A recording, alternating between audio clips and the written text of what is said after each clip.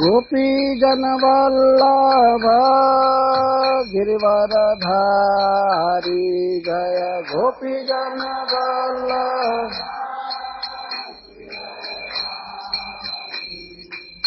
यशोदानंदन व्रज जन रंजन यशोदानंदन।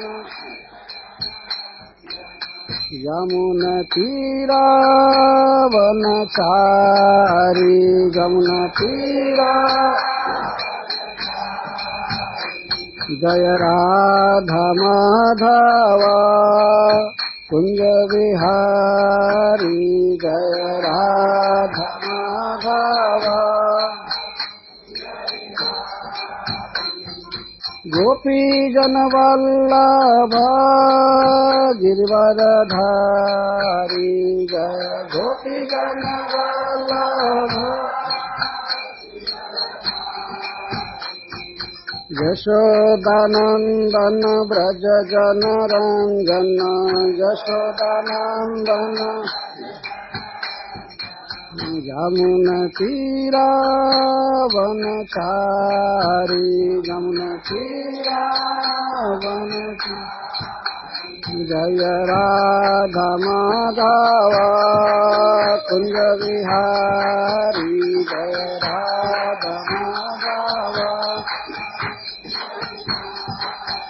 जय कृष्ण बलराम जय कृष्ण बलराम कृष्ण बलराम जय कृष्ण बलराम जय कृष्ण बलराम जय।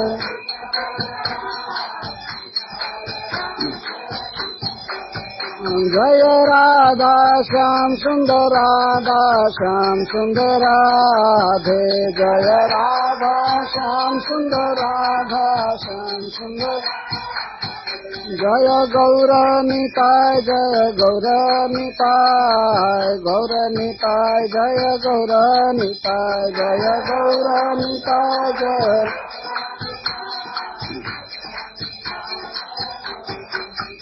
प्रभुपाद प्रभुपाद प्रभुपाद प्रभुपाद जय जय प्रभु।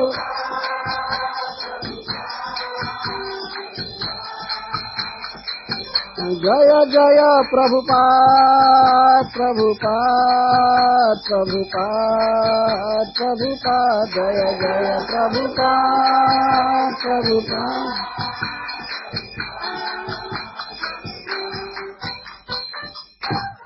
जय ओम विष्णुपाद परमहंस परिव्राजकाचार्य स्तोत्र श्री श्री श्रीमद अभय चरणारविंद भक्ति वेदांत स्वामी श्रील प्रभुपाद की जय। अनंत कोटि वैष्णव वृंद की जय। ग्रंथराज श्रीमद् भागवतम की जय। श्री श्री कृष्ण बलराम की जय। श्री श्री राधा श्याम सुंदर की जय। श्री श्री गौर निताई की जय। गौर Premanandi. All glories to the assembled devotees. All glories to the assembled devotees. All glories to the assembled devotees. All glories to Sri Sri Guru and Gauranga. जय श्रील प्रभुपाद। कहिए वस्त्र कहिए, वस्त्र पहनना यह बहुत आवश्यक है। तो कबर और वसन, वसन का अर्थ है वस्त्र, साड़ी का। साड़ी की नीवी अथवा आंचल कबरम वसनम बा। केश पास खुल जाता है, केश बिखर जाता है, हमें ध्यान नहीं रहता है मैं किस समाज में खड़ी हूँ, कैसे क्या बोल रही हूँ, क्या गा रही हूँ, ध्यान नहीं रहता है। और वसनम बा, वसनम वस्त्र की लीवी ढीली पड़ गई है।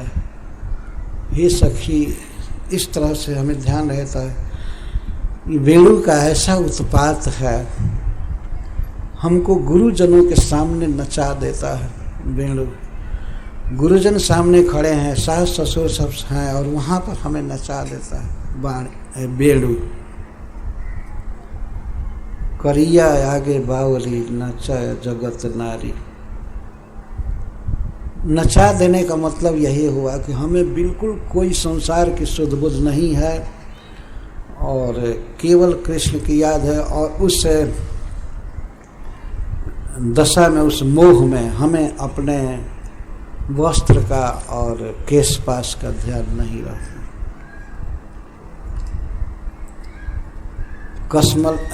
कसमल शब्द बहुत आ रहा है।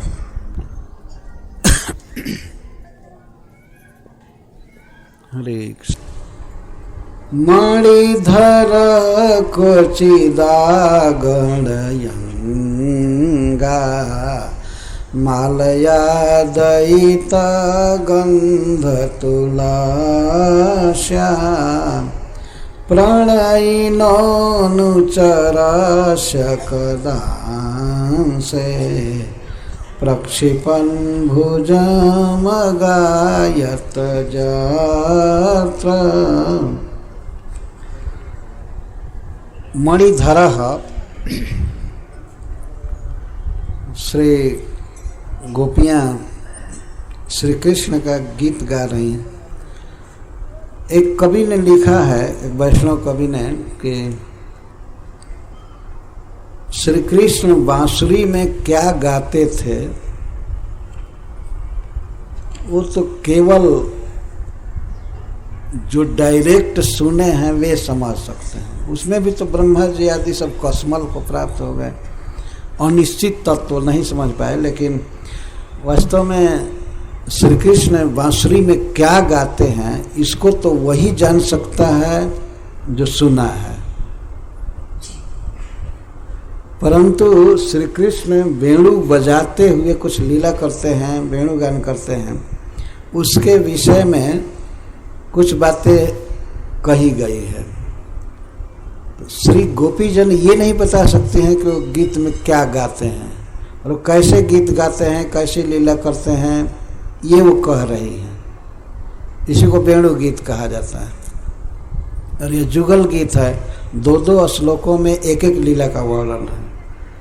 तो और सुनिए, अब जब शाम का समय होता, शाम मतलब दोपहर के बाद और शाम से बीच में समय, लगभग 3 बजे, जब गौओं को सहेजने लगते हैं, सहेजने मतलब समेटने लगते हैं, वन में बिखरी हुई गौओं को बांसुरी बजा बजा करके श्री कृष्ण समेटते हैं। जब एक जगह वे आती हैं तो जूथ के जूथ गौओं की वे गिनती करते हैं कि जंगल में कोई भूल तो नहीं गई, कोई कुआं में गिर गई, कोई कुछ हुआ, किसी को बाघ ने पकड़ लिया। सब गौएं आ गई ना, जूथ के अनुसार गणना करते हैं। तो मणिधर सूत्र में गूथे हुए मणियों को धारण करते हैं, तो माला लिए रहते, और एक गाय ऐसे पार करके, एक सीमा पार करके, और ऐसे पार होते जाते हैं, गिनते जाते हैं, गिनते जाते हैं। भगवान गोजप माला रखे हैं। श्री कृष्ण का नाम है, वैष्णव लोग जपते हैं, भक्त लोग, और श्री कृष्ण गौओं को जपते हैं। अच्छा, एक नाम भी बोलते हैं, ये चलेंगे, और गिनती द्वारा याद रखते हैं। देखिए, सर्वज्ञ भगवान मणि द्वारा गिनते हैं, लेकिन गिनने के लिए वे क्या रखे हैं? मुक्ता मणि, मणि रखे हैं गिनने के। ऐसा नहीं केवल पत्थर रखे हैं या लकड़ी का माला रखे हैं। भगवान मणिधर, मणि माला रखते हैं। स्फटिक मणि चाहे जो भी रखे होंगे, लेकिन स्फटिक तो भारी होता है, वो मणि माला मुक्ता रखे, इसलिए उनको मणिधर। मणिधर का अर्थ नहीं कि पॉकेट में मणि रखे हैं गिनते जाते हैं, सूत्र में गूंथे हुए मणि रखे, माला रखे। तो केवल हम ही लोग माला नहीं जपते हैं, स्वयं भगवान माला जपते हैं। हरे कृष्णा कृष्णा कृष्णा हरे हरे, हरे राम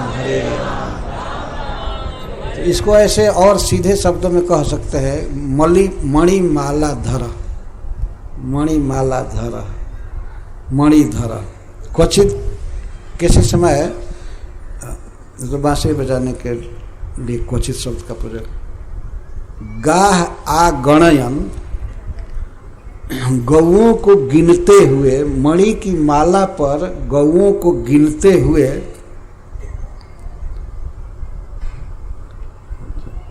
मालया द्वैत गंध तुलस्या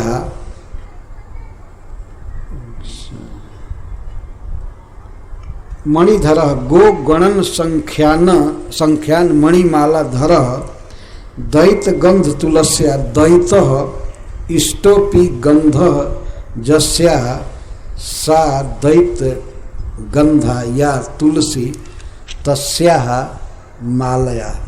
उपलक्षित श्री कृष्ण तुलसी की माला पहने हैं, तुलसी के हरे पत्तों की माला जिसकी दिव्य गंध है तुलसी की। बार बार तुलसी के गंध के लिए दिव्य शब्द का प्रयोग श्री गोपीजन कर रहे हैं, दिव्य गंधा तुलसी। तो तुलसी की माला पहने हैं और मणि की माला पर गौओं की गिनती कर रहे हैं। गायों की संख्या निर्धारित करने के लिए कि अब सब वन से लौट आई हैं, निकल आई है। गाह आ गणयन, आकार से समन्ततः, गणयन सब जगह से गिन लेते हैं, बल्कि कई बार गिन करके देखते कोई भूल चूक नहीं रह गई। गौओं को गिनते, ये प्रतिदिन भगवान ने लीला करते हैं। लगभग 3 बजे के करीब गौओं को अब लौटाना तो चालू नहीं किया है, लेकिन गिन रहे हैं, अब लौटाना चालू करेंगे। सूर्यास्त होने से पहले ही ब्रज में उन्हें पहुंचना है, क्योंकि अनेक प्रेमियों को अपना दर्शन देना ये संभव नहीं हो पाएगा अंधकार में, इसीलिए प्रकाश अच्छा रहते रहते ब्रज में लौट जाते हैं। तो गिनती कर रहे हैं। गिनती कैसे करते हैं? प्रणयिन अनुचरस्य अंशे स्कंधे भुजम प्रक्षिपम। गिनती कर, आनंद से गिनती कर रहे हैं, ये चिंता से गिनती नहीं कर रहे, गिनती कर रहे हैं। और अपनी बाईं भुजा को अपने प्रणयी, अपने सखा के कंधे पर रखे हैं और दाहिने हाथ से गिन रहे हैं।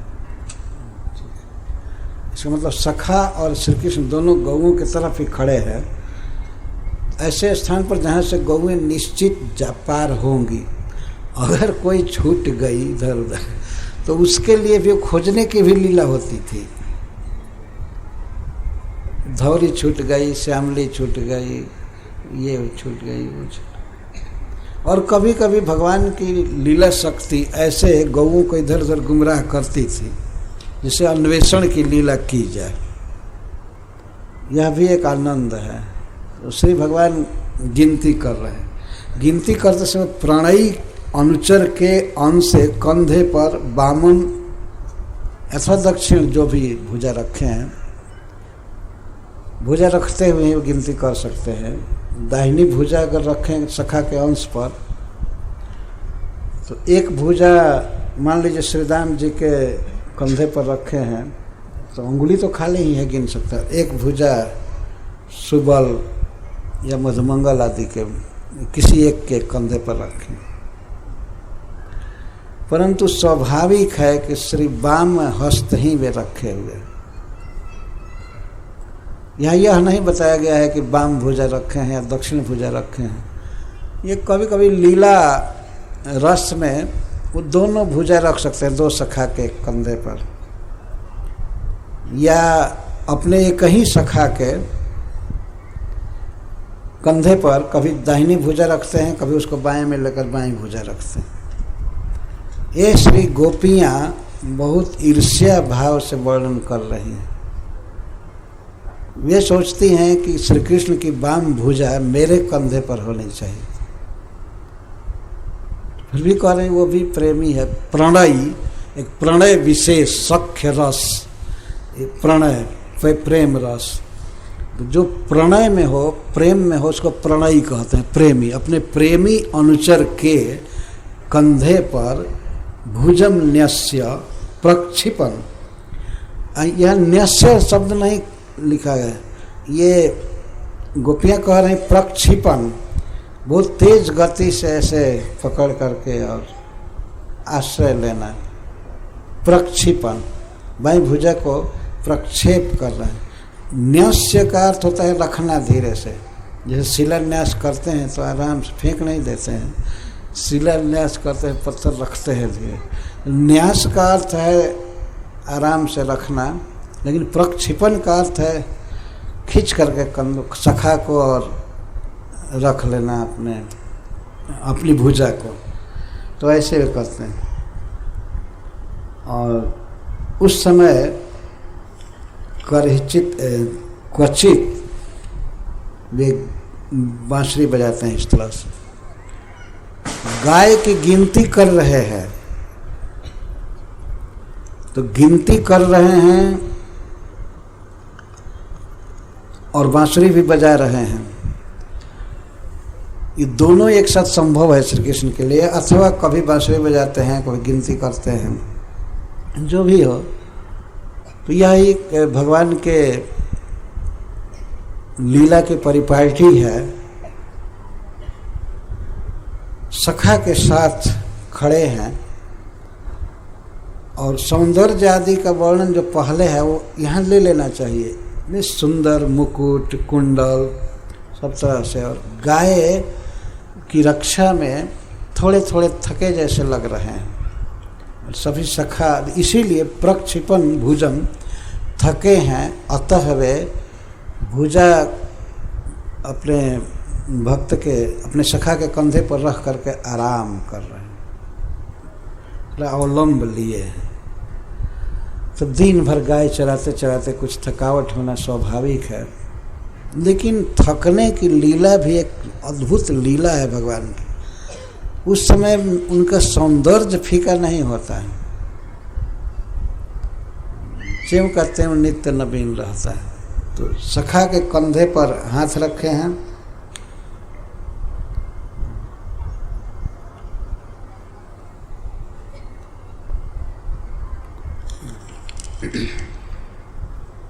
उस समय क्या होता है, भगवान गौओं की गिनती कर रहे हैं, सखा के कंधे पर हाथ दे करके खड़े हैं, तो बांसुरी के स्वर से क्वणित वेणु रव वंचित चित्ता, क्वणित वेणु रव, गायमान वेणु के शब्द को सुन करके हरिणियां वंचित चित्त हो जाती। वंचित चित्त का अर्थ उनका चित्त छीन लिया जाता है। यह आक्षेप है श्री कृष्ण पर। बेचारी हरिणियां, कृष्ण हरिणियां, कृष्ण सारे मृग की पत्नियां भोली भाली हैं, लेकिन वेणु गीत के द्वारा उनके चित्त को छीन लिया गया, वंचित किया, ठग लिया गया। बांसुरी के गीत को सुनकर हरिणियां ऐसा मुग्ध हो गई। तो इस पर गोपीजन ये कह रहे हैं कि अरे सखी क्या बात कर रही हो देवताओं की, और हमारी अपनी बात, हम तो उनकी प्रेमिका हैं, हम मानवी हैं और हम उनकी जाति में गोपी में जन्म ली। हमारा प्रेम, हमारा मोह स्वाभाविक है, लेकिन ये पशु जाति की होकर के हरिणियां इतना कृष्ण से प्रेम करती हैं। क्वणित वेणु रव वंचित चित्ता, क्वणितस्य वादितस्य वेणोः रवेण वंचितानि विमोहितानि चित्तानि जासमताः। ध्वनित वेणु के गीत को सुन करके इनका चित्त वंचित हो जाता। वंचित मतलब अपने झुंड से, अपने खान पान से, अपने समाज से अलग। वेणु के गीत को सुन करके हरिणियां अपने समाज में नहीं रह पाती हैं, जबकि हरिणी का स्वभाव होता, हरिणी जाति झुंड में रहते हैं। व्याघ्र या सिंह अकेले रहते हैं, सिंह अकेला रहता है, इसका स्वभाव है। अकेला मतलब बस एक दो बच्चा होता है चाहे पत्नी, अकेले का मतलब ये मतलब अकेले मतलब अपने परिवार केवल जो इमीडिएट परिवार की कड़ी है, पत्नी बच्चे, और जो संबंधी होते हैं वो साथ में नहीं रखते। सिंह अकेले रहता है। एक कवि ने कहा है कि सिंह अकेले रहता है और सिर पर मुकुट भी नहीं है, सिंहासन भी बैठने के लिए नहीं है, फिर भी वो जंगल का राजा होता है। जब सिंहासन नहीं है बैठने के लिए और मुकुट नहीं है और कोई छत्र चामर आदि डुलाने वाले सेवक नहीं है, फिर भी वो राजा है, एक अद्भुत राजा है। तो हरिण इसके ठीक विपरीत होते हैं, झुंड में चलते हैं। और एक हरिण कई हरिणियों के साथ रहता है। तो हरिणियाँ किस तरह से वेणु गीत से आकृष्ट हो रही हैं, इसका वर्णन श्री गोपीजन करती हैं। क्वणित वेणु रघु वंचित चित्ता, बजते हुए बांसुरी के स्वर से उनका चित्त विमोहित हो जाता है। कौन? कृष्ण गृहिण्य, कृष्ण गृहिणी, कृष्ण की पत्नियां,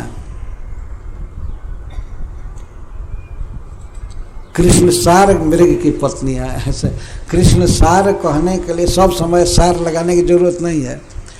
कृष्ण गृहिण्य, कृष्ण की पत्नियां, अथवा एक प्रकार का व्यंग भी है कि अरे ये इनकी दशा क्या है। यह ऐसा लगता है कि श्याम सुंदर की पत्नी ही हो गई है। श्री गोपियां वर्णन कर रही हैं इस दाह से, ईर्ष्या से। वे कृष्ण के साथ घूमती हैं तो इसलिए उनको डायरेक्ट कहती हैं कि कृष्ण की पत्नियां हो गई हरिणी। कृष्णम अन्वसत, ये कृष्ण के ही पीछे लगी रहती है। अनु अवसत, कृष्ण के पीछे ही रहती हैं, कृष्ण के साथ ही लगी रहती हैं। बांसुरी के गीत को सुन करके इनका चित्त इतना मोहित हो जाता है कि ये कृष्णसार मृग की पत्नियां कृष्ण के साथ ही रहना चाहती हैं। क्यों?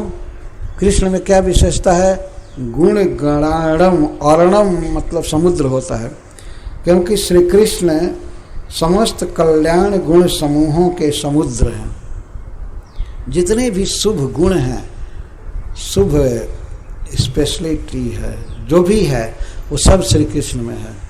सुंदरता, धन या विद्या या दया, स्वभाव आदि की सुंदरता, सब कुछ श्री कृष्ण में है। तो गुणों के समुद्र हैं श्री कृष्ण। ऐसे श्री कृष्ण को अनुगम्य ये इनके पीछे रहती है। अनुवसत कृष्ण के साथ ही रहती है। देखी हैं श्री गोपीजन कि ये गोपियां श्री कृष्ण के पास नहीं जा सकते हैं लोक लज्जा से, लेकिन हरिणियां उनके साथ घूमती हैं। और वे अपने हाथ से हरिणियों को सहलाते हैं, हरिणियां उनका चरण चूमती हैं। इसीलिए गोपियों को सहन नहीं हुआ, व्यंग में कहती हैं कृष्ण गृहिण्य। लगता है कि यही कृष्ण की गृहिणी बन गई, ये सब घूम रही है। कृष्ण गृहिणी, गृहिण्य। अनुवसत, निरंतर, अनु माने निरंतर, कृष्ण के ही साथ निरंतर रह रही हैं।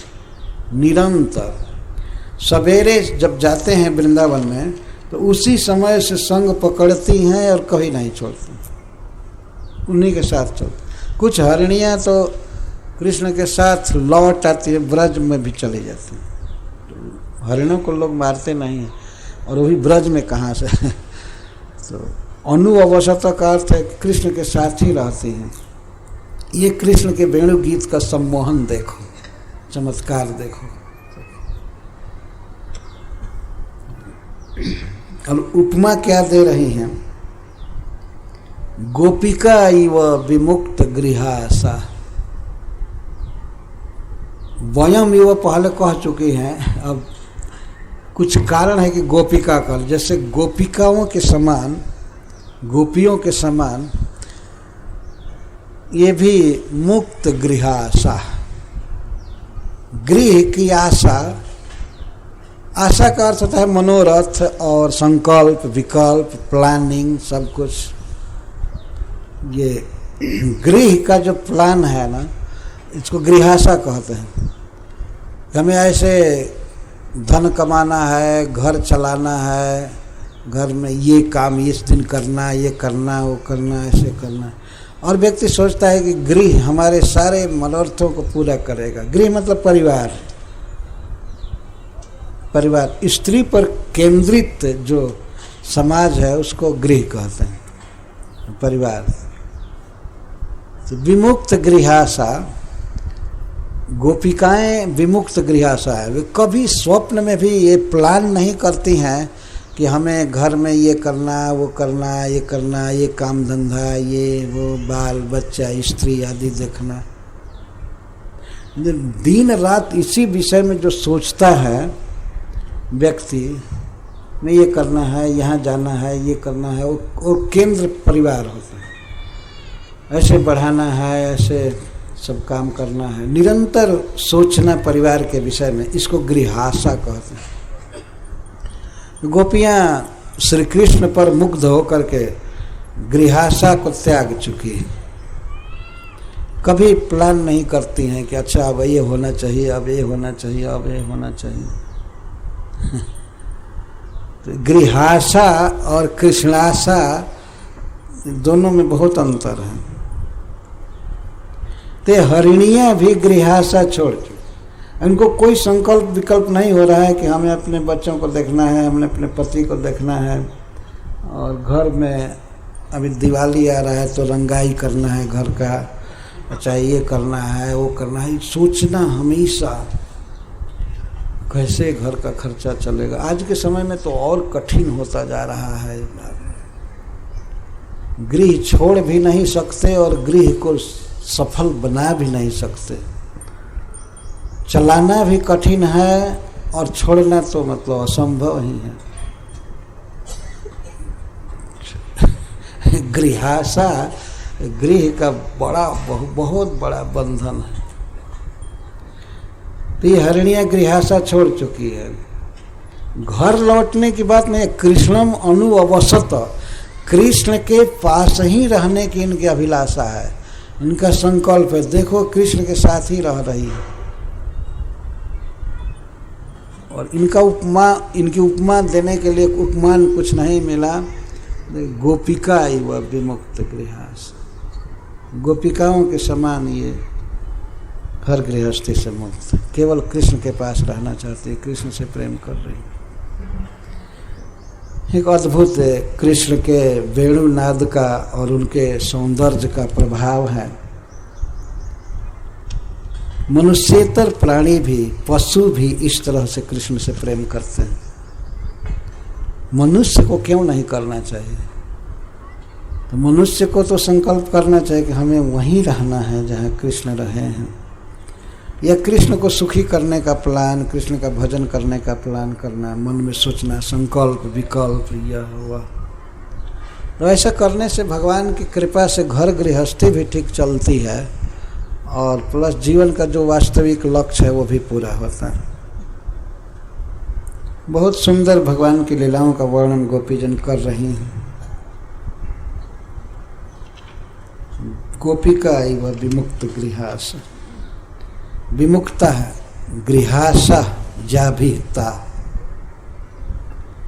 गोपिका इव अन्ववसत, अन्ववासत सर्वत्र स्थिता न निवर्तन्त इत्यर्थ।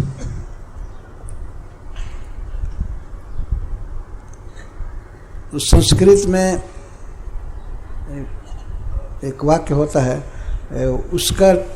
उसमें किम शब्द लगा सकते हैं। क्या ये गोपिकाओं के समान कृष्ण के पास रहती हैं? नहीं, गोपिकाओं से ज़्यादा कृष्ण के पास रहती हैं, ज़्यादा निर्भीक रहती हैं। हम लोगों को तो हे सखी बहुत बाधा है, हम श्री कृष्ण के साथ सदा नहीं रह सकती। तो श्री राधा रानी आदि अगर इस बात को कहती हैं तो एक तो कृष्ण का स्वभाव है कि उनके साथ सदा नहीं रहा जा सकता। मतलब कभी मान उत्पन्न होता है, कभी कुछ उत्पन्न होता है, कभी कुछ, ये प्रेम समुद्र की तरंगें उठती रहती हैं। और दूसरा सबसे प्रधान अर्थ है कि हमारे पर प्रतिबंध है, हमारे सास ससुर का, हमारे पति का।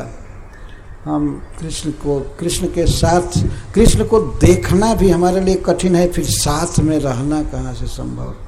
और धन्य है ये हरिणियाँ जो कृष्ण के वेणु गीत को सुन करके और पूरा पूरा गृहाशा से मुक्त हो गई हैं और कृष्ण के साथ ही रह रही।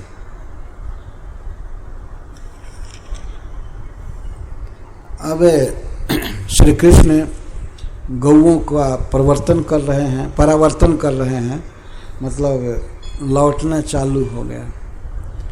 दिन भर गौएं चरी हैं तो अब उन्हें जलपान भी कराना है। लौटते समय श्री जमुना जी में गौओं को पानी पिलाया जाता था।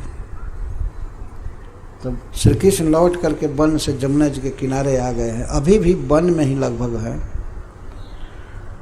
तो उनका वर्णन इस तरह से कर रहे हैं।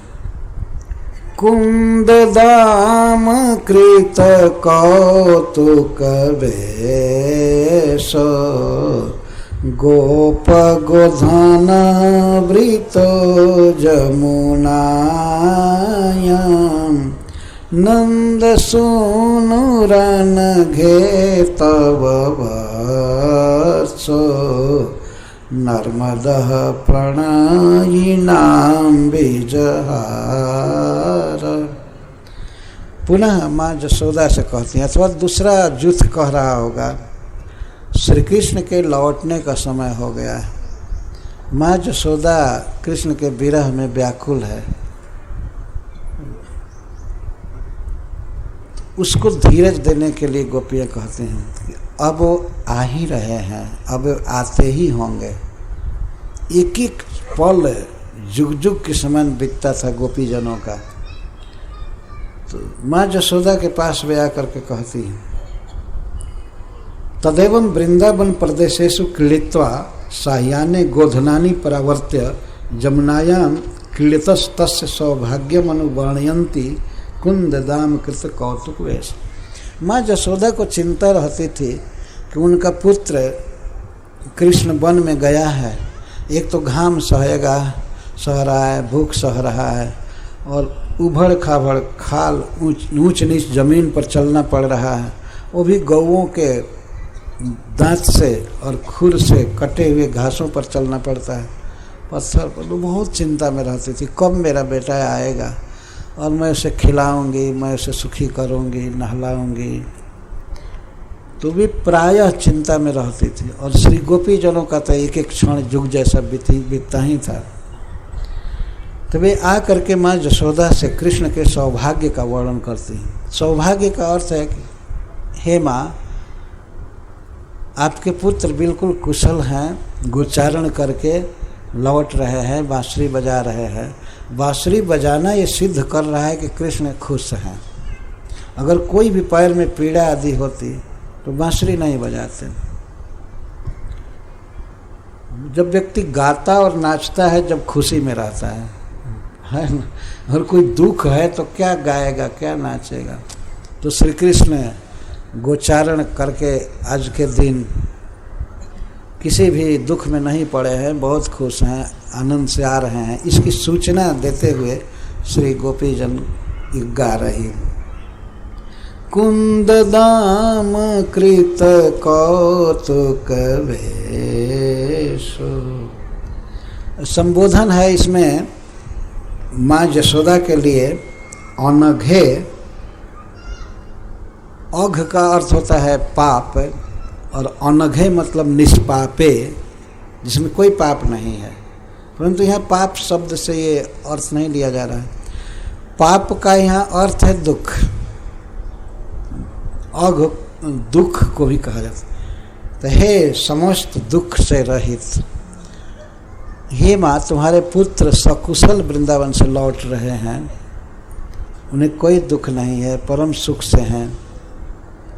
क्योंकि तुमने बहुत बड़ा सुकृत किया है, इसी से तुमको अपने ऐसे दुर्लभ पुत्र के मिलन का सुख प्राप्त होगा। तुम निष्पाप हो, निरपराध हो, तुम बहुत पुण्यवती हो कि ऐसे पुत्र तुमको मिले हुए हैं। तो हे अनघे,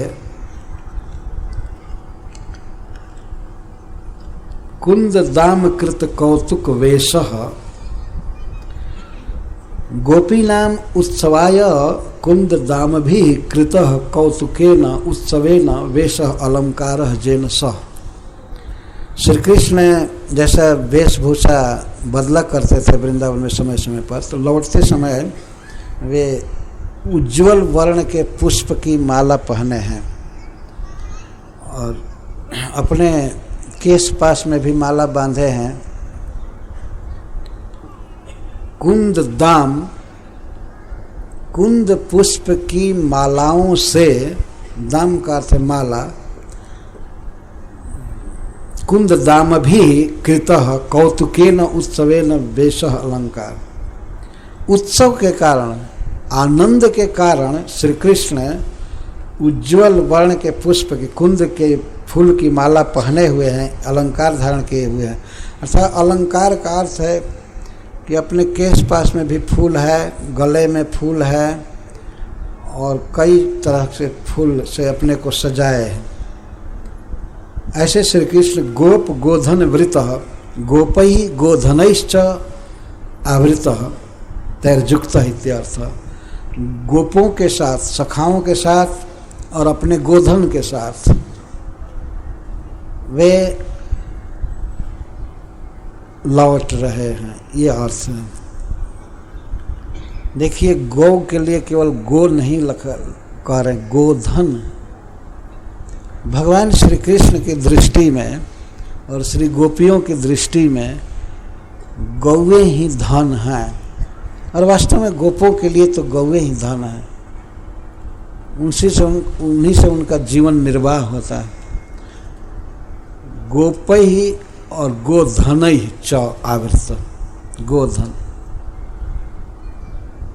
यदि विचार करके ठीक से देखा जाए तो गाय से जितना फायदा है व्यक्ति को, रियल फायदा, लाभ, उतना अन्य बिजनेस या अन्य उपाय आदि से नहीं है। उसका कोई ठिकाना नहीं है। ये जो आजकल का इंटरप्राइजेज चल रहा है, ये जो हो रहा है, ये अनस्थिर है। जीविका अस्थाई नहीं है किसी की, कब क्या हो जाएगा कुछ ठीक नहीं है। लेकिन कुछ भगवान ने जीविका बनाई है, जैसे पशु रक्षा, उसमें से गायों की रक्षा, यह किसी व्यक्ति का, खासकर गोप जाति का अस्थाई धन है। इसमें बहुत उतार चढ़ाव और शेयर बाजार ये सब वो सब नहीं आता है। बहुत उतार चढ़ाव नहीं आता। अब इस समय कुछ लोग रो रहे हैं कि डॉलर नीचे चला गया। ये तो होता ही रहेगा। हो सकता है एक दिन पूरा फेल हो जाए, 40 से आते आते 0 हो जाए। इस पैसे का कोई मूल्य नहीं है वास्तव में, स्थायित्व तो नहीं है। जीवन का साधन ऐसा होना चाहिए जो स्थायी चले, जिस पर बहुत भारी खर्चा ना हो, बहुत व्यय ना हो, आसानी से। तो गौएं घास खा करके और अमृत जैसा दूध देती हैं, और तो और उनके गोबर से भी उतना ज़्यादा फायदा है जितना उनके भोजन में खर्च नहीं होता है। आजकल के युग में भी अगर कोई गाय रख करके उसे खिलावे, भूसा जबकि महंगा है, पर इस महंगे भूसा को भी खिला करके वह उतना दे सकती है, केवल गाय के गोबर से ही इससे ज़्यादा फायदा होगा। फिर मूत्र है और फिर दूध का तो कहना ही क्या। और दूध में आर्थिक फायदा के साथ साथ जो मानसिक और आध्यात्मिक फायदा होता है वो असली फायदा है। भगवान को समझने के लिए फाइन टिश्यू, फाइन नसें होती है, वो केवल गाय के दूध से ही पुष्ट होती है। ये सब बहुत फायदा है। तो गाय को यहाँ धन कह रही हैं श्री गोपियाँ, गोधन के साथ लौट रहे हैं। अपार धन है, ये असली धन है गोधन। अन्न में गेहूं धन में गाय, कहावत। अन्न में सबसे श्रेष्ठ अन्न है गेहूं और धन में गाय। अन्न में गेहूं धन में गाय, गोधन। ये शब्द श्री राधा रानी के मुख से निकल रहा है और अन्य सखियों के मुख से निकल रहा है और माँ यशोदा के सामने कह रही हैं कि हे अनघे तव वत्सः और नंद सूनु। एक ही साथ से दोनों का संबोधन कर रहे हैं, दोनों के लिए कर रहे हैं। नंद बाबा से जन्मे हुए, नंद बाबा के पुत्र और तुम्हारे वत्स, आपके बच्चा। तव वत्सः, कृष्ण के लिए नंद नंदन और जसोदा जसोदा वत्सल, जसोदा नंदन दोनों लगा रहे हैं। कृष्ण नंद बाबा के पुत्र हैं और श्री जसोदा जी के बच्चा है। वत्स बच्चा को कहते हैं। अत्यंत वात्सल्यमयी श्री जसोदा जी हैं,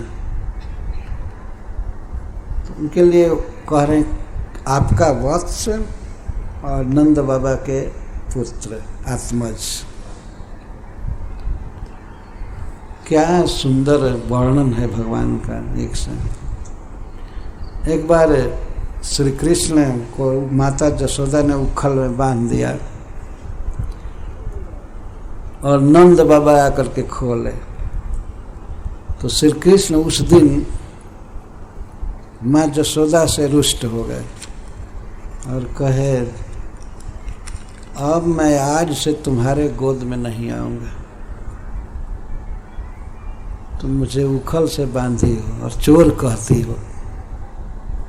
माखन चोर माता जी कहती थी, बहुत प्रेम से कहती थी। गोपियों के मुख से, सखाओं के मुख से जसोदा जी सुनती थी। जसोदा जी भी कभी कभी कहती है ओ माखन तस्कर इधर आओ। तो माखन तस्कर, तस्कर माने चोर, तस्करी माने चोरी। माखन चोर जसोदा जी भी कह देती थी और कृष्ण खुश होते थे। पर कभी कभी उस दिन खास करके उखल बंधन के बाद वो कहने लगे मैं तुम्हारी गोद में नहीं आऊँगा। माँ जसोदा उठाना चाहती थी, आओ आओ खाए, नहीं कभी तुम्हारे गोद में नहीं आऊँगा और मैं नंद बाबा के गोद में रहूँगा। कोई मुझसे पूछेगा कि कृष्ण तुम किसके पुत्र हो, तो मैं कहूँगा नंद महाराज के।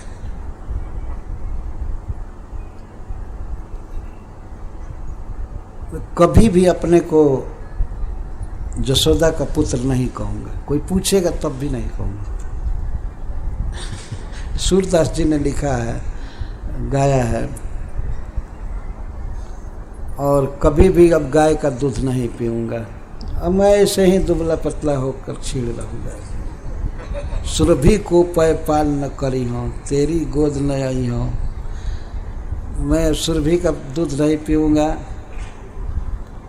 दूध ढरकाने के कारण, दही गिराने के कारण तुमने मुझे दंड दिया ना, ठीक है आज से संकल्प है कि दूध नहीं पीऊँगा।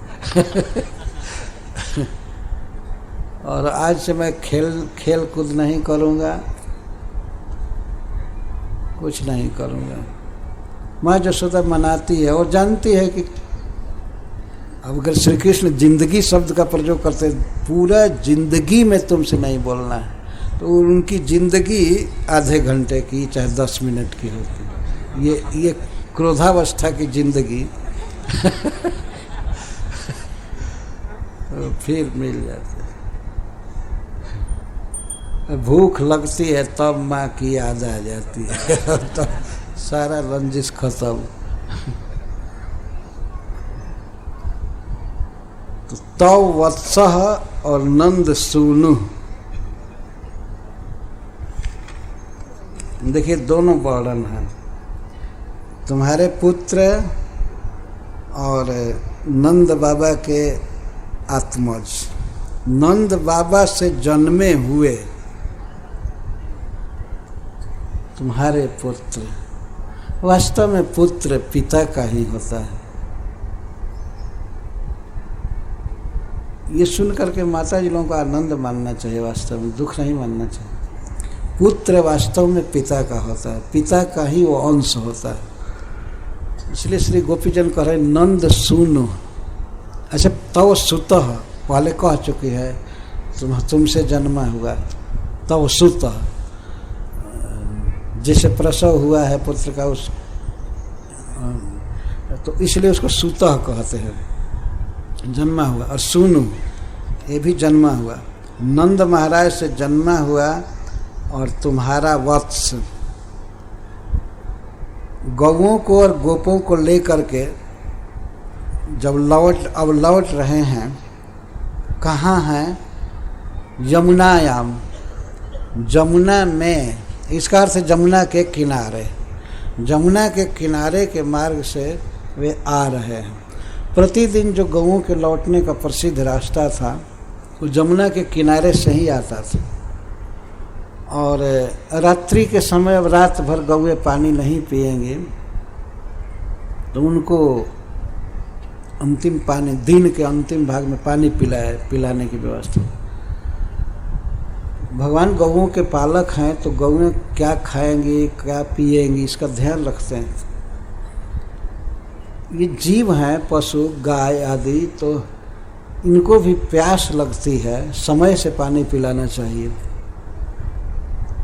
समय पर पानी पिलाना चाहिए। वास्तव कभी कभी मनुष्य इतना कठिन हृदय का होता है कि विचार नहीं करता है कि हमारे घर में बंधे हुए ये पशु, ये भी भूखे होते होंगे, इनको प्यास लगती होगी, इनको दुख होता होगा।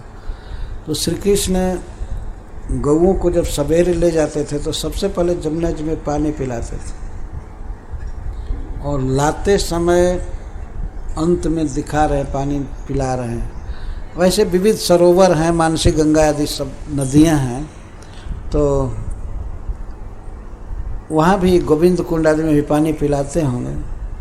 लेकिन जमुना जी में खास जमुनायाम शब्द का प्रयोग श्री गोपीजन कर रही हैं।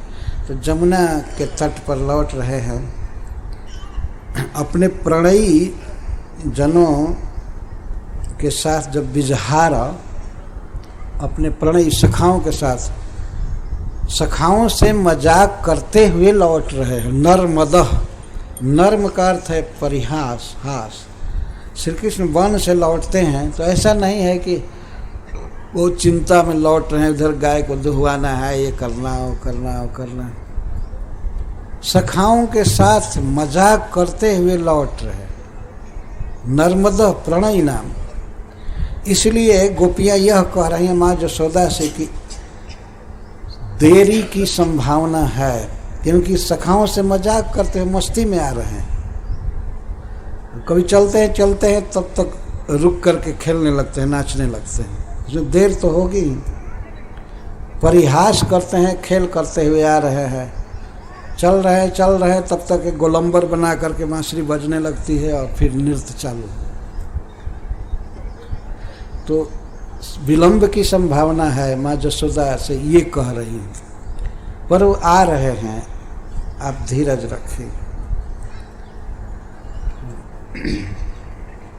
जब वे इस तरह विहार करते हैं, मंद वायु रूपयात्यनुकूलम मानयन मलय जस पर सेना बंदिनस तमुपदेव गणाये वाद्य गीत बल भी परिबब्रु। हे यशोदे, जब इस तरह से आपके पुत्र आते हैं अपने सखाओं के साथ परस्पर हास उपहास करते हुए, तो उस समय वे कभी कभी जमुना याम विजहार, जमुना में क्रीड़ा करने लगते हैं। यमुनायाम विजहार, जमुना में विहार करने लगते हैं। तो ये प्रश्न होगा कि तो स्पेयर कपड़ा रखे होंगे तब। हाँ, भगवान के कुछ खास सेवक चलते हैं जो उनके लिए दही भात आदि की सामग्री लेकर जाते हैं, घंटे घंटे खिलाते रहते थे। और वस्त्र भी, कब जमुना में स्नान होगा तो वस्त्र बदलने की जरूरत पड़ जाएगी, वो तैयार रहते थे। जमुना में विहार करते हैं तो अब विहार करने में अब जलकेली चालू हुई तो चालू हुआ। गौएं भी देखती रहती थी, गौओं को कोई उत्सुकता नहीं रहती थी ब्रज में जाने की, कृष्ण के साथ रहने के लिए ही वो उत्सुक थी। तो विजहार और जल विहार में या स्थल विहार में भी उपहास करते हैं, सखाओं के साथ हास उपहास मजाक करते हैं। तो मलयज स्पर्शेन मंदवायु उपयाति उपवाति। श्री कृष्ण जब विहार करते हैं तो उस समय मलयज का, चंदन का स्पर्श करके आने वाला वायु उपवाति श्री कृष्ण पर व्यंजन करता, पंखा झलता, ऐसा लगता है। अनुकूल भाव से हवा चलती है, इसका अर्थ हवा ही, पवन ही लगता है कि व्यजन कर रहा है, पंखा झल रहा है। अनुकूलम, बहुत जोर से सब पंखा चलने लगता है तो ठीक नहीं लगता है, गर्मी लगती है ना। गर्मी के दिन में फास्ट चले तो वही खराब लगता है, और जाड़ा में फास्ट चले तब तो जीवन ही समाप्त कर देगा। लेकिन पवन चल रहा है कैसा, मलयज स्पर्शेन, इसका अर्थ है सुगंधित। चंदन सुगंधित होता है, सुगंध और शीतल और मंद हवा चल रही है। श्री कृष्ण को पवन ही हवा दे रहा है। मंद वायु अनुकूलम उपवाति विजयति, पंखा झल रहा है।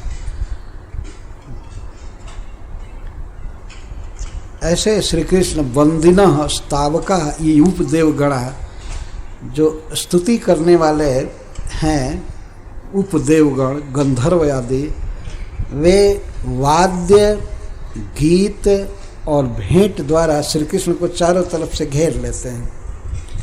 बाजा अपना ले करके और गान करने के लिए गंधर्व आदि सब घेर लेते हैं, अथवा बंदी की तरह भगवान के सखा ही उनको घेरे रहते हैं।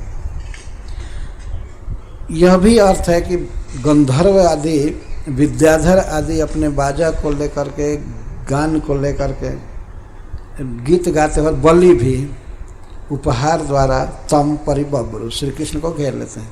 श्री कृष्ण जब विहार करते हैं, लौटते हैं, तो उस समय देवता, विशेषकर गंधर्व और विद्याधर आदि, उनको चारों तरफ से घेर लेते हैं। घेरने का मतलब है कि उनके निकट बाजा बजाने लगता है, वे नाचते हैं, कृष्ण सखागण नाचते हैं, तो चारों तरफ से घेर लेते हैं। मतलब किस चीज़ से घेरते हैं? वाद्य गीत बलि भी, वाद्यों से, गीतों से और बलि भी, उपहार से, स्वर्ग से लाए हुए उपहार भगवान को देते हैं। ये नहीं सोचना चाहिए भगवान तो दुनिया में सबको खिला रहे हैं, सबको दे रहे हैं, हमको क्या देना है। कुछ लोगों ने ऐसा सिद्धांत बना लिया है, भगवान दुनिया को खिलाते हैं तो उनको क्या खिलाना है। यहाँ देखिए गंधर्व विद्याधर आदि भगवान को लेकर उपहार दे रहे हैं, उपहार दे रहे हैं, स्वर्गीय उपहार।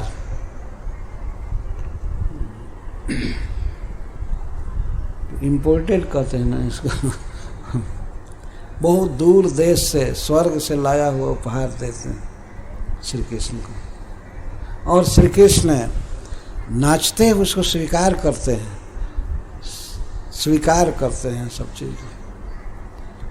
तो हे रानी जसोदे, आपके पुत्र इस तरह से परम सुख के साथ आ रहे हैं।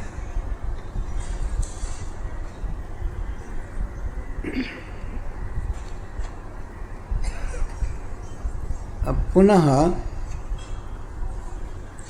अभी मैं एक जुगल और कहूँगा। कोई ख़त्म करने के लिए कोई पाबंदी नहीं होनी चाहिए, तो धैर्य से सुनिए। वत्सलो व्रज गवाम जदगध्रो वंद्यमान चरण पथिवृद्धि कृतस्न गोधनम उपोह्य दिनांते गीत वेणु रव गेडित कीर्ति। ब्रज में रहने वाली गौओं के लिए जो अतिशय वत्सल हैं, क्यों लौट रहे हैं कृष्ण ब्रज में, गांव में? क्योंकि ब्रज गवाम वत्सल, ब्रज में बंधी हुई जो गौएं हैं उनके प्रति बहुत वत्सल है। और वन में चरने वाले के प्रति तो वत्सल हैं ही, दिन भर उनको चराए, लेकिन जो ब्रज में गौएं हैं उनके प्रति बड़ा वात्सल्य है श्री कृष्ण का। जद अगध्र, जिनके लिए वे अगध्र हुए, अग धारण किए, अग माने नग पर्वत, अगध्र जो अग को धारण करें, जो गमन नहीं करता है, एक स्थान से दूसरे जगह चलता नहीं है, उसको पर्वत जैसा कहते। पर्वत को अचल या अग या नग भी कहते हैं। तो अग ध्र अगम पर्वतम धरती इति अगध्र गिरधारी। जिन गौओं के लिए, ये ब्रज गौएं सबके लिए हैं, जिनके लिए, ब्रजवासियों के लिए, हम गोपियों के लिए, गौओं के लिए जो पर्वत तक धारण किए, गिरधारी बने, वे आ रहे हैं। कितना प्रेम भगवान का होगा, अनुमान किया जा सकता है कि ब्रजवासियों से, गोपियों से और गौओं से, जिनके लिए वे पर्वत धारण किए, गिरधारी बने। यह वात्सल्य का सूचक है। जब इंद्र की वर्षा से सब लोग तबाह होने लगे, दुखित होने लगे और कृष्ण से रो रो करके कहे हमारी रक्षा करो, तो श्री कृष्ण कहते हैं आप चिंता मत कीजिए, मैं इसका उपाय सोच लिया। और इतना कह करके पर्वत को उखाड़ करके छत्र की तरह धारण कर लिए।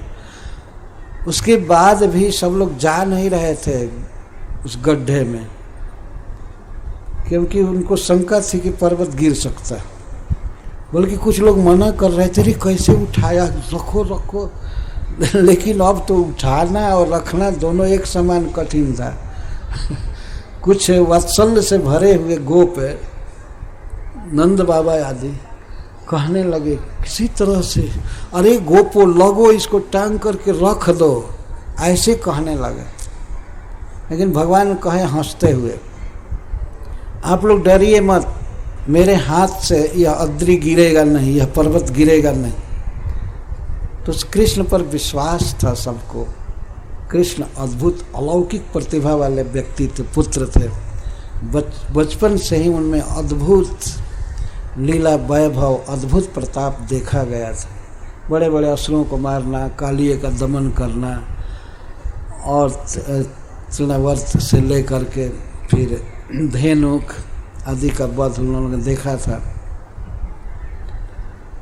तो इसलिए विश्वास किए और विश्वास करके गोवर्धन के गड्ढे में प्रविष्ट, जहाँ पर्वत ऊंचा हुआ था। तो श्री कृष्ण को अगध्र कहते, जत अगध्र, जेभ्य, जिन गौओं के लिए श्री कृष्ण पर्वत धारण किए, उन गौओं के प्रति बहुत, उन गौओं के सुख के लिए आ रहे हैं। यह ब्रज गवाम का तात्पर्य है, ब्रज की गौएं अपने को भी वो गौ कह रही हैं। वास्तव में हम भी गौ जैसा बंधी हैं और सीधी सादी भोली भाली स्वभाव की है, इसलिए गौ कहा गया। आजकल भी किसी सरल सीधे साधे निष्कपट व्यक्ति को कहते हैं, भोजपुरी भाषा में कहते हैं, अरे वो एकदम गौ है, कोई अपराध नहीं, कुछ नहीं किया है, वो एकदम गौ है।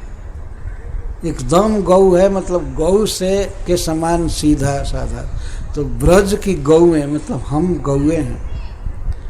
और श्याम सुंदर हमारा दुख दूर करने के लिए, दिन भर के विरह ज्वाला को दूर करने के लिए आ रहे हैं, आपके दुख को दूर करने के लिए आ रहे हैं। कृतस्न गोधन उपहि दिनांते, गीत वेणुरनु गेडित कीर्ति। पथ में वृद्धगण उनकी वंदना कर रहे हैं। जैसे पहले कहा गया, शक्र सर्व परमेष्ठि पुरोगा।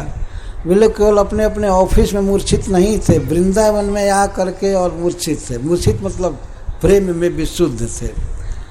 मूर्छा का ये अर्थ नहीं समझना चाहिए कि वो नाचते नहीं थे, गाते नहीं थे। यहाँ मूर्छा का अर्थ है पूरा पूरा विस्मृत अपना कार्यजाल है, ऑफिस पूरा विस्मृत, ये मूर्छा और मोह का मतलब। तो वे सब श्री कृष्ण के चरणों में श्री कृष्ण को प्रणाम कर रहे थे, ब्रज धूलि में लुट लुट कर प्रणाम कर रहे थे। और उनके देह को कैसे काट करके कृष्ण आवे, इसलिए देर हो रही है। काटना मतलब किसी के देह पर कोई चढ़ता है तो इसको काटना कहते हैं। तुम कोई पसर गया है, साष्टांग दंडोत कर रहा है, तो उसके ऊपर अब श्री कृष्ण कैसे पैर रख, इसलिए सब स्वाभाविक देर हो रही है, देर हो रही है, लेकिन वो आ रहे हैं। संपूर्ण गोधन को उपोह्य इकट्ठा करके बटोर करके दिनांत दिन के अंत में जो बांसुरी बजाते हुए और ईडित कीर्ति और सखागण उनका जस गा रहे हैं, गंधर्व जन जस गा रहे हैं। गंधर्व जन गाते थे लेकिन वे गोप बन करके गाते थे। ऐसा नहीं था कि कोई गंधर्व आ जाए स्वर्ग से और अपने स्वरूप में हो, गोप बन करके वे गाते थे। उत्सवम श्रम रुचा पिदृशी नाम उन्नयन खुर रजस छुरितस्रक दित्सयात चुरदास शेष और देवकी जठर भुरुडु राजा। ये देवकी के जठर से, उदर से, भू जिनका जन्म हुआ है, देवकी के गर्भ से जिनका जन्म हुआ है, ऐसे उडुराजा ये चंद्रमा कृष्ण चंद्र एति क्या देने के लिए आ रहे हैं? सुहृदों को आशीष दित्सया आशीष देने के लिए, उनका दुख दूर करने के लिए, सुख देने के लिए आ रहे हैं। इसकी भी व्याख्या अभी बाकी है, मैं आगे करूँगा। हरे कृष्ण। जय श्री प्रभुपाद। श्री शुक उवाच एवं ब्रज स्त्रियो राजन् कृष्ण लीलानुगायति रे मिरे हसुतच्चित्तः तन्मनस्का महोदया।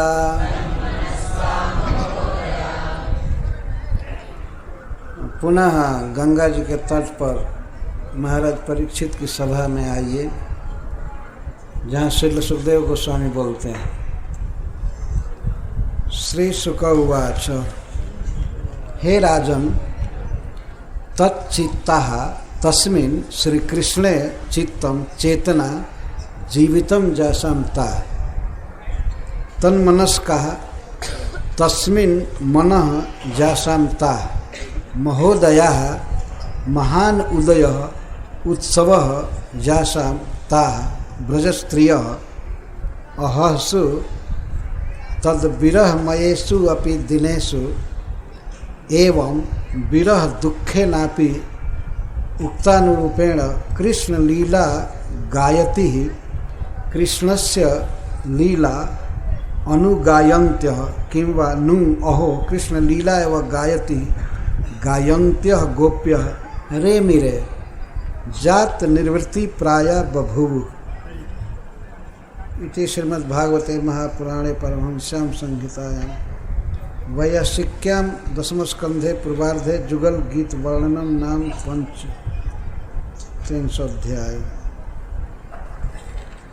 श्री सुखदेव गोस्वामी अब उपसंहार करते हुए कहते हैं, हे महाराज परीक्षित, राजन ये संबोधन है। राजन का अर्थ है कि आप बहुत सुंदर लग रहे हैं। राजन जो राजे विराजे उसको राजन संबोधन। कृष्ण प्रेम से, कृष्ण कथा के प्रति प्रेम होने से आप बहुत सुंदर लग रहे हैं। वास्तव में जीव की यही सुंदरता है, भगवान से प्रेम हो, आसक्ति हो, और विशेष करके उनकी वार्ता से, उनकी गाथा से, कथा से प्रीति है तो वह व्यक्ति सुंदर लगता है। यही जीव की शोभा है। तो महाराज परीक्षित राज्य त्याग चुके थे अनशन व्रत लेकर गंगा जी के तट पर बैठे हैं और कई दिन से, लगभग 5-6 दिन से, 4 दिन से उपवास चल रहा है उनका, पानी भी नहीं पिए, लेकिन फिर भी वे बहुत सुंदर लग रहे हैं। जब कोई व्यक्ति अपने कर्म में होता है, अपने स्वधर्म में होता है, तो वह व्यक्ति अच्छा लगता है। जीव का स्वधर्म है भगवान की भक्ति करना। भक्ति में प्रथम श्रेष्ठ भक्ति है श्रवणम, श्री कृष्ण के विषय में सुनना। महाराज परीक्षित तन्मय होकर के इस कथा को, श्री गोपिका जुगल गीत को सुन रहे हैं। तो अंत में संबोधन करते हैं श्री सुखदेव गोस्वामी, हे राजन। एक विचित्र बात है कि श्री सुखदेव गोस्वामी उस सभा में किसी अन्य को कभी भी संबोधित नहीं किए, महाराज परीक्षित को ही संबोधित कर रहे थे। कि कथा में सहस्रों लोग बैठे थे और एक से एक बड़े ऋषि मुनि, जिसमें भगवान वेदव्यास देव, सुखदेव गोस्वामी के पिता श्री स्वयं बैठे थे और वही उनके गुरु थे, पिता और गुरु दोनों।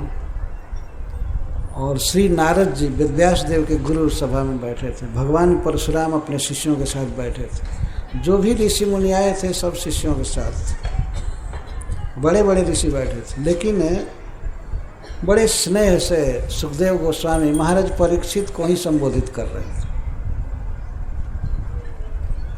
समग्र श्रीमद् भागवत में देखिए, ऐसा कभी नहीं संबोधित करते हैं कि हे सभासदों, हे ब्राह्मणों,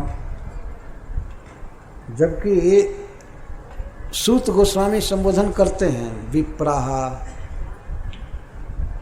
या सौनक जी का संबोधन करते हैं, लेकिन इसके साथ साथ नैमिषारण्य में एकत्रित ब्राह्मणों को भी, साधुओं को भी वो संबोधित करते जाते हैं। लेकिन श्री सुखदेव गोस्वामी महाराज परीक्षित पर ही दृष्टि रखें, स्नेह से देखते थे। तो कहते हैं श्री गोपियों का, श्री गोपियाँ कैसी थी? तच्चित्ता तस्मिन् श्री कृष्ण एव चित्तम चेतना जीवितम जासमता।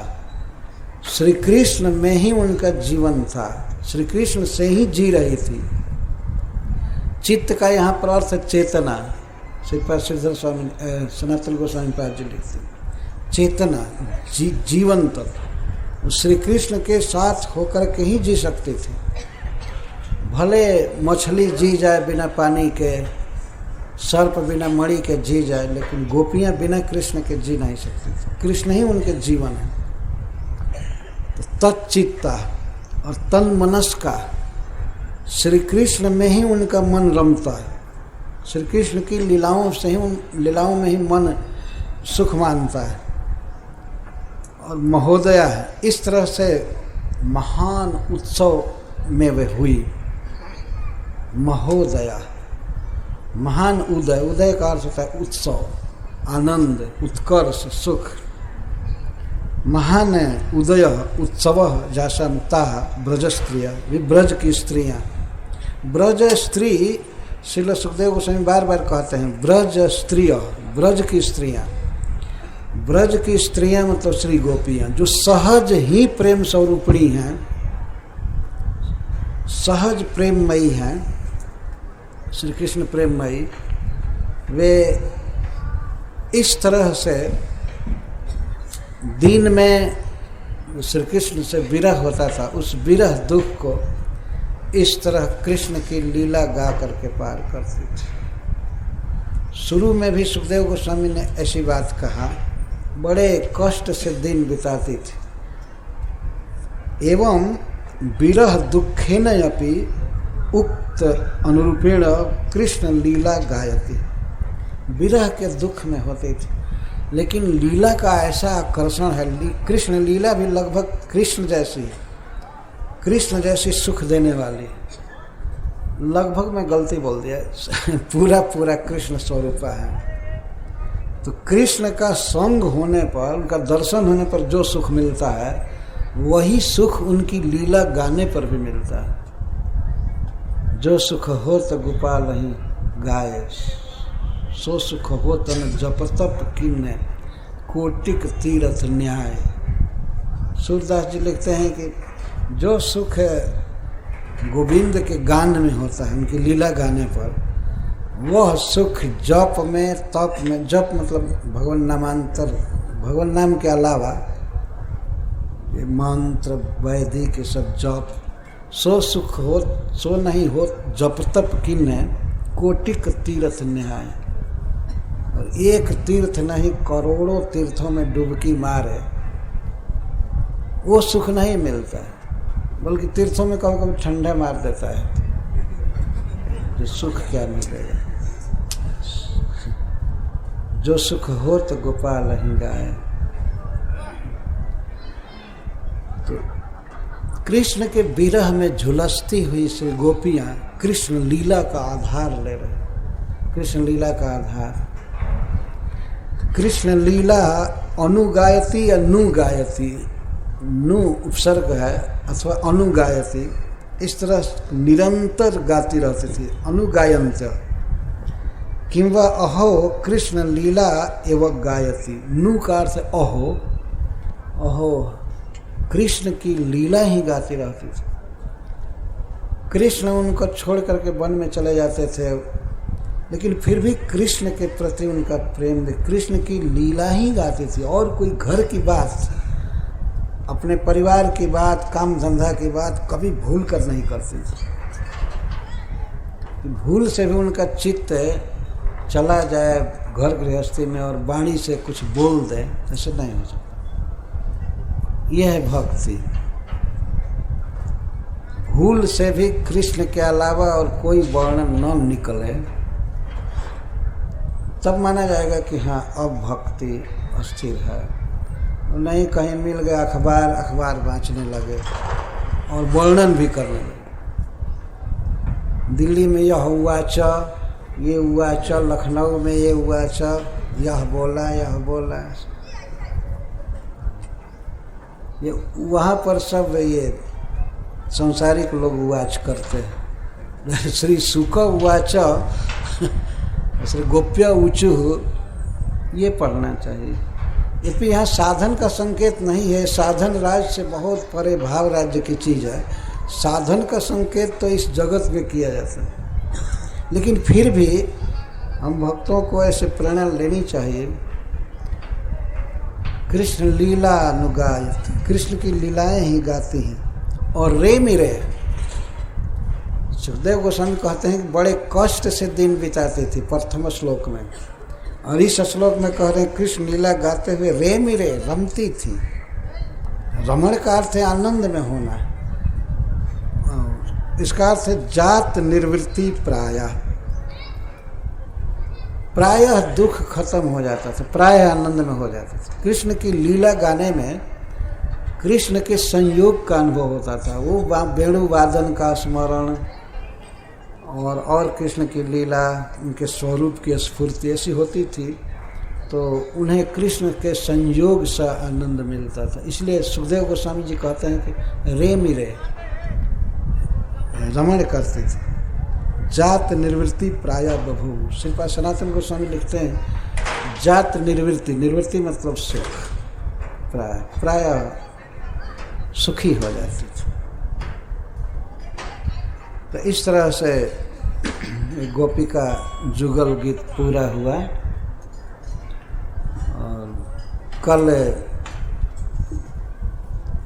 अरिष्टासुर का वध किया जाएगा, राधा कुंड की उत्पत्ति होगी और श्री नारद जी कंस के पास आएंगे। वे प्लान बना दिए थे, भगवान की इच्छा को ही जानते हैं। भगवान चाहते थे अब ब्रज में तो लीला कर ही लिए, या करते ही रहेंगे नित्य। मथुरा में लीला करनी है, कुछ भक्तों की रक्षा वहाँ करनी है, द्वारका में रक्षा करनी है, और इसके साथ साथ पृथ्वी का कुछ लोड भी खत्म करना है, जो पृथ्वी का भार हो गया था, असुरों का वध। तो यहाँ भी ब्रज में भी असुरों का वध करते ही रहते थे, लेकिन अभी बहुत असुर बाकी थे। उनका नाम पढ़ेंगे नारद जी, लिस्ट पढ़ेंगे। ये आप काम करेंगे, ये कल क्या करेंगे, परसों क्या करेंगे, इसके बाद क्या करेंगे, सब उन्होंने सुना दिया भगवान। वो भगवान की इच्छा को ही बोल रहे थे। जैसे कोई आदमी अपना रूटीन बनावे कि ये करना है वो करना है, लेकिन फिर भी कोई उसका प्रेमी भक्त शिष्य उसको बतावे कि आपको ये करना है। तो श्री नारद जी भगवान की दिनचर्या को पढ़ रहे हैं, आगे होने वाली लीला। ये स्पष्ट कहते हैं कि मैं परसों कंस का वध देखूंगा। देखूंगा हमेशा वो कहे द्रक्ष्यामि द्रक्ष्य, मैं देखूंगा मैं कंस का वध देखूंगा, कुबला पीड़ हाथी का वध देखूंगा, पहलवानों का वध देखूंगा, इसके बाद शंखासुर का वध देखूंगा, काल जवन का वध देखूंगा मुचकुंद महाराज के द्वारा। काल जवन और मूर नरक भौमासुर का वध देखूंगा, और मूर उसका सेनापति था भौमासुर का, ऐसे देखूंगा। फिर काशीपुर का दीपनम देखूंगा, काशीपुरी को आप जलाएंगे, और पौंड्रक का वध करेंगे, मिथ्या वासुदेव। और पौंड्रक काशी का राजा था जो बाह बनवा लिया था फालतू दो, और शंख चक्र गदा पद्म धारण किए रहता था। वो कृष्ण के पास लेटर लिखा, पृथ्वी का भार दूर करने के लिए मैं अवतार लिया हूँ, मैं वासुदेव हूँ, तुमने नकली भेष छोड़ो, नकली सब अपना अस्त्र शस्त्र धारण करना छोड़ो। तो भगवान ने कहा ठीक है मैं छोड़ूंगा। तो उसके बाहों पर ही छोड़ा, बाह काट दिया चक्र, सब बाह काट दिया, अंत में गला भी काट दिया, वासुदेव खत्म हो गए। ये भगवान बनते थे, तो वो भी मैं देखूंगा।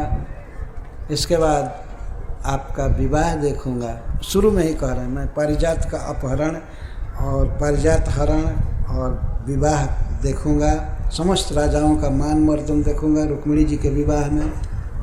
और अंतिम लीला आपकी होगी कि कुरुक्षेत्र में समस्त राजाओं को क्षत्रियों को जुटा करके एक साथ ही पृथ्वी का भार आप दूर करेंगे, अर्जुन और भीम में शक्ति दे करके, ये लीला में देखूंगा। उधर वसुदेव जी को जेल में करवा करके आए कृष्ण के पास, तो बहुत भारी भय हो रहा है कभी कभी, कहीं भगवान रंज नहीं हो गए कि हमारे पिता को जेल में बंद करवा करके इधर आकर के बात बना रहा है। तो भगवान की स्तुति किए हैं। यद्यपि श्री नारद जी भगवान के मनो अवतार हैं, भगवान के मन में जो होता है वही नारद जी करते हैं, दूसरा कुछ नहीं करते। फिर स्तुति किए। तो पहले वे कंस के पास आएंगे, इसके बाद कृष्ण के पास जाएंगे नारद जी।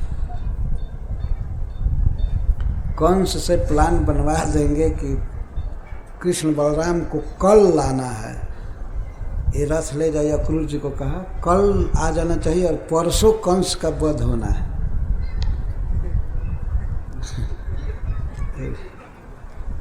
ये कृष्ण से कहा, कंस से भी कहे कि कृष्ण बलराम को जितना जल्दी हो बुला लो, अपने स्थान पर बलवान है। वृंदावन में अपना स्थान, अपने गली का कुत्ता भी शेर होता है। तो इतने तुम्हारे आदमी बकासुर, धनुकासुर, अघासुर सब मारे गए केवल स्थान के बल से, नहीं तो कृष्ण बलराम में कुछ नहीं है, केवल स्थान बलवान होता है। जैसे मगर है, नक्र है, अगर पानी में रहे तो बड़े बड़े गजराज को भी खींच लेगा, और स्थल पर हो जाए तो कुत्ते भी नोचेंगे उसको, कुछ नहीं कर सकता। तो स्थान बलवान होता है, इसलिए उनको अपने स्थान में, अपने किला मथुरा में बुलाओ, यहाँ तुम्हारा बल चलेगा। और श्री नारद जी चाहते थे कि ये मारा जाए, इसके सारे सैनिक वगैरह, मंत्री वगैरह मारे जाए। तो कल ये कथा आएगी। पहले अरिष्टासुर, जो असुर बैल बन करके, विशाल पर्वताकार बैल बन करके आया था, वो किसी का वध नहीं कर सका, लेकिन सारे ब्रजवासी थर मार दिए, बहुत कांपने लगे, बहुत भयभीत हो गए। भगवान उस बैल से युद्ध किए, कोई डंडा लेकर के नहीं, वो सिंह से युद्ध कर रहा है तो भगवान अपने हाथ से युद्ध कर रहे थे। श्री कृष्ण परम ईश्वर हैं, उनके लिए कुछ भी असंभव नहीं। कोई विकराल सांड से, तीक्ष्ण श्रृंग वाले से हाथ से लड़ेगा? ये 11 वर्ष के 10.5 वर्ष के बच्चे थे और बैल से लड़ रहे, उसका सींग उखाड़ करके उसे पीट पाट कर मारती है। ये लीला आएगी। हरे कृष्ण, जय श्री प्रभु।